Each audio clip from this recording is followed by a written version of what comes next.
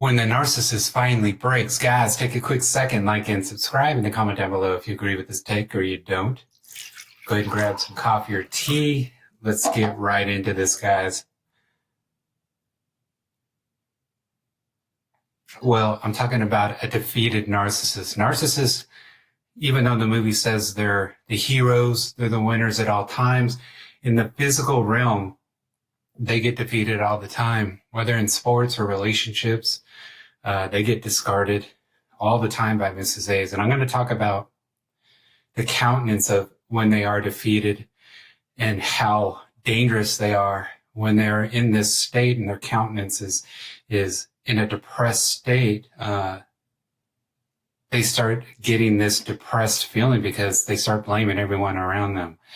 Keep in mind, a defeated narcissist isn't a contrite narcissist.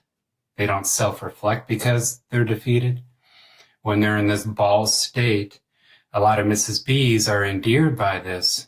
And it's like a wounded hyena in the African Serengeti. Coming across a wounded hyena is you feel sorry for it, but they're man-eaters. You don't snuggle up to the wounded hyena. They're going to play on your heartstrings and be dragging their back legs, and no one wants to see that. This is a narcissist.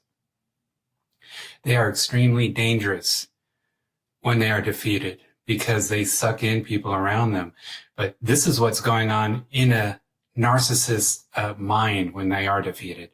The movie is saying they're still the hero. Let's get this straight. They are who they are.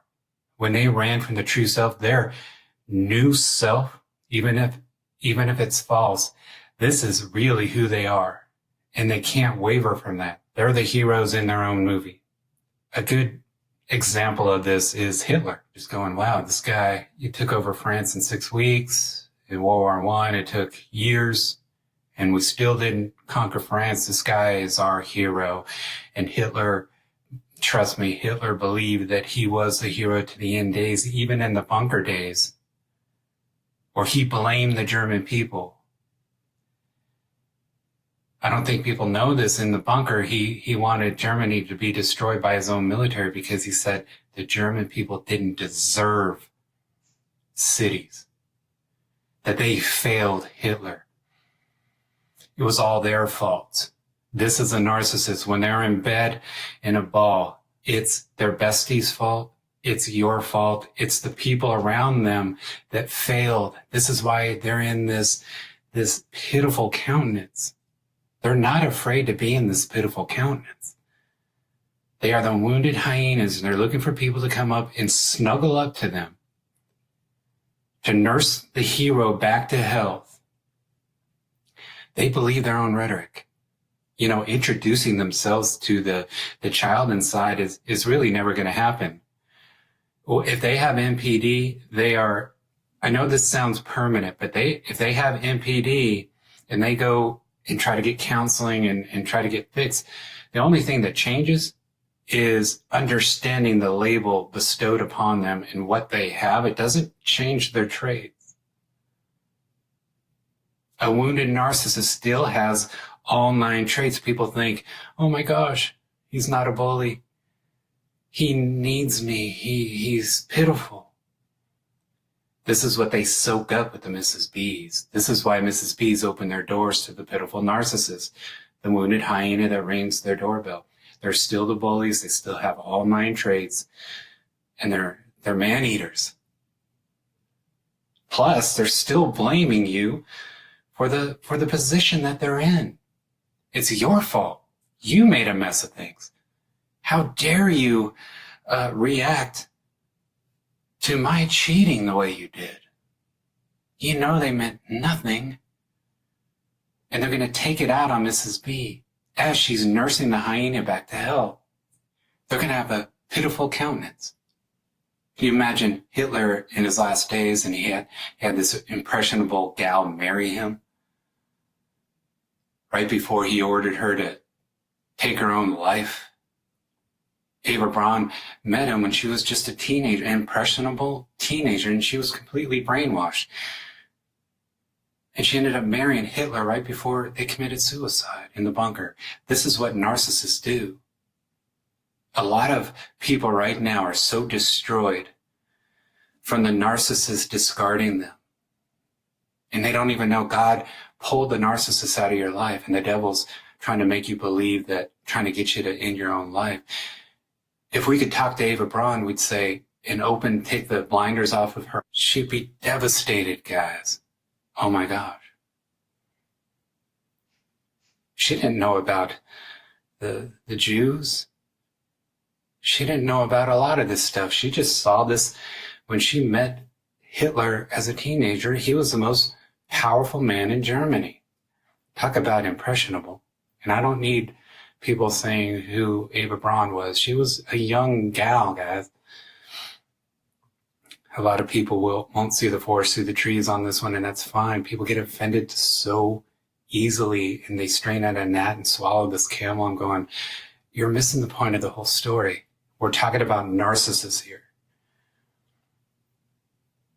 I can do a whole biological story on Ava Braun if you wish. That makes you happy. But let's keep the narrative. I use historical events. I use characters to use in stories and allegories to get the point across.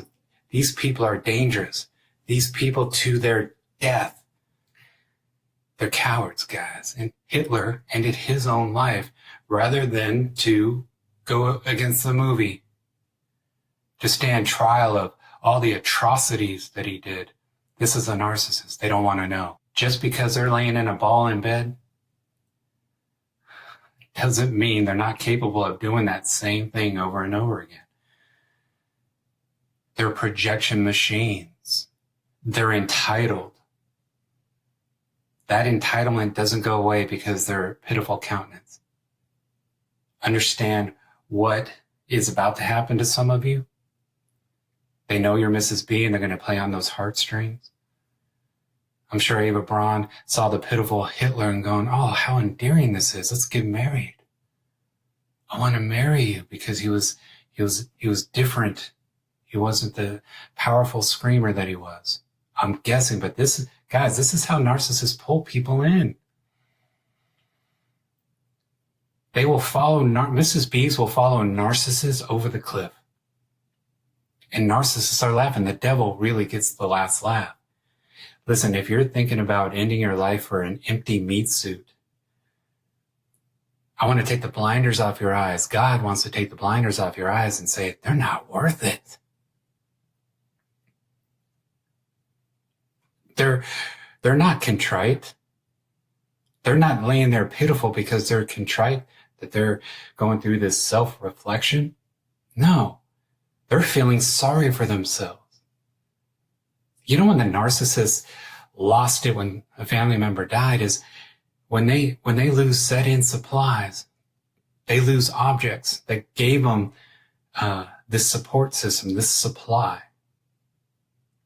And there's different ranks with these set-in supplies. If they lose an A ranking set-in supply, they're going to lose it because they lost an extension of themselves, like a golden child. And so a lot of Mrs. B's are fooled by this, going, oh, they love their mom. They love their dad. They know their gravy train is ended and they lost a part of them. And I know this sounds heinous and callous, but I have to sit up here and tell the truth of a narcissist. A wounded narcissist is the most dangerous creature you can be around. And it plays off of even Mrs. A's sensibilities. Mrs. A doesn't like to see wounded hyenas crying, dragging their feet. Mrs. A's will pick up the hyena and at least get him to the vet. But that is dangerous because they're going to be playing on Mrs. A's heartstrings. Because they're laying in bed wounded, that movie isn't changing. Those traits aren't going away. They're not going to even say sorry. It's Joe Blow's fault, their bestie's fault. It's your fault for making a mess of things. They're feeling sorry for themselves. When you see a narcissist crying, even for a death in the family, they're feeling bad for themselves. And that's the truth. And the truth is hard to swallow sometimes, guys. Be careful how a narcissist can play on your heartstrings, because they do reach these rock bottom moments in their life. They depend on the enablers to pick them back up. They hate the enablers around them. You're wiping their nose and they're hating you at the same time. They still want you destroyed. They still want to be over the enablers. So as you're helping the crippled Hitler, he's going to be putting you down. He's not going to be saying thanks. He's going to be yelling at you. I said, put me down now. Do you know what I'm saying, guys? We all have seen people that we've tried to help that are just callous with us, that are angry with us. When a narcissist hits the ground, this is when they hit pay dirt with you. They know how they are coming across. They know you have to be their savior. It's in your makeup. It's in your soul. And this is how the devil gets the narcissist back underneath your skin. So now you're nursing the wounded hyena back to health. You can do no right in their eyes still. And as soon as they're able, they're going to be back and doing the same schemes. They're crying because their manipulation didn't work, and they're trying to figure out a way around the failure of manipulation. They're always playing chess. The mice are always turning in their heads on how they're going to get one up on you. They're mad at themselves because they didn't manipulate you better. That's why they're crying. They cry for themselves. Understand this. They hit rock bottom all the time.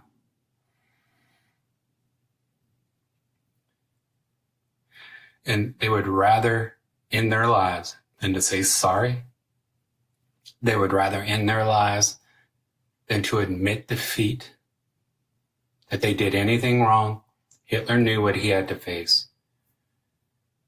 It wasn't a question of if he was going to end his life or not. It was when. And I want everyone to know this is the makeup of a narcissist. Don't be sucked in by crocodile tears. They're crying for themselves. They'll sell you down the river and they won't care. There's a lot of Mrs. B's saying, I'm going to get the last word. He destroyed me. She destroyed me so bad, I'm going to end my life. So they have to live with that for the rest of their lives. And you think that's going to move a narcissist? They're going to hear about this in 5 minutes. They're going to be back doing what they do. They're not going to shed a tear for you, especially if you're not direct supply for them. They cry when the gas station is closed and they need you. That's when they cry. When the gas pump says out of order and it's in the middle of nowhere and you need gas, they're going to cry for themselves. A lot of people get on the phone for hours with still family members, grown adults, for hours every single day because you need supply. You need people. And I'm here to say, God is saying, hey, no one's going to me. I'll set you free. Your sister's not going to set you free.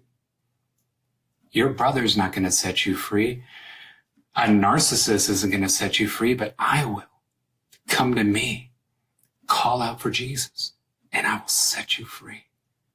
You guys be blessed. And we'll see you tomorrow. Be blessed, guys.